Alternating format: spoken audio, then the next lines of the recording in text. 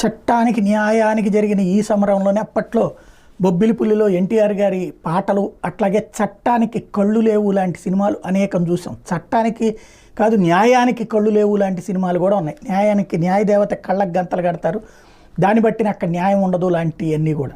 అయితే ఇక్కడ విచిత్రమైనటువంటి ఒక పరిణామం ఏంటంటే సుప్రీంకోర్టులో తాజాగా చోటు చేసుకుంది.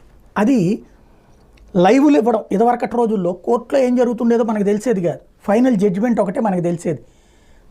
ఈ మధ్యకాలంలో అయితే కనుక ఆర్గ్యుమెంట్, మనకు కావాల్సినటువంటి ఆర్గ్యుమెంట్ని రాసుకుంటున్నాం, మనకు కావాల్సినటువంటి తీర్పు కనుక మనకి తేడా వస్తే ఆర్గ్యుమెంట్ని రాస్తున్నాం, ఆర్గ్యుమెంట్ కనుక తేడా వచ్చి తీర్పు మనకు అనుకూలంగా వస్తే అది రాసుకుంటున్నటువంటి రోజులు మన తెలుగు రాష్ట్రాలు ఇది బాగా చూస్తున్నారు. ఇప్పుడు ఈ కాంగ్రెస్ లేదా ఈ INDI కూటమికి సంబంధించినటువంటి వాళ్ళకి, అందులో మమతా బెనర్జీ లాంటి వాళ్ళకి ఇప్పుడు పెద్ద కష్టం వచ్చి పడింది.